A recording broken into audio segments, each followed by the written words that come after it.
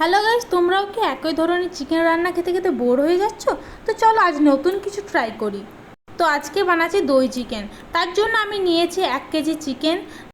আমি এখানে 100 গ্রাম মতো দই নিয়েছি। তা ভালো করে ফেটিয়ে নিয়ে চিকেনটাতে দিয়ে দেব। তাতে সামান্য পরিমাণ নুন, হলুদ, কাশ্মীরি লঙ্কা গুঁড়ো ও সামান্য পরিমাণ চিনি দিয়ে ভালো করে ম্যারিনেট করে নেব এবং আধ ঘন্টার জন্য ডিপ ফ্রিজে ভরে রেস্টে রেখে নেব।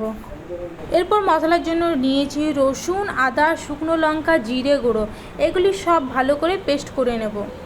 করা হয়ে গেলে পেঁয়াজ কুচি করে নেব।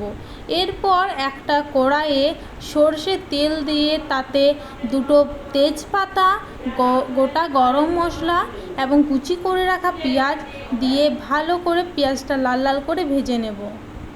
এরপর পেঁয়াজটা 5 মিনিট ধরে ভাজতে থাকবো। পেঁয়াজটা লাল লাল হয়ে এলে তাতে পেস্ট করে রাখা মশলাটি দিয়ে তাতে পরিমাণ মতো নুন, হলুদ দিয়ে ভালো করে মশলাটি কষতে থাকবো। 15 মিনিট মতো মশলাটা কষে নিয়ে মশলা থেকে তেল ছেড়ে এলে তাতে ম্যারিনেট করা চিকেনটা এতে দিয়ে দেব। এরপর চিকেনটা 30 মিনিট মতো ভালো করে কষতে থাকবো। কষা হয়ে গেলে তাতে পরিমাণ মতো জল দিয়ে 10 মিনিট ঢাকা দিয়ে রেখে দেব। এরপর ঢাকাটা খুলে চিকেনটা সেদ্ধ হয়ে তাতে চিকেন মশলা ও শাহি গরম মশলা দিয়ে একটু ফুটিয়ে নিয়ে নামিয়ে নিলে রেডি আমাদের দই চিকেন।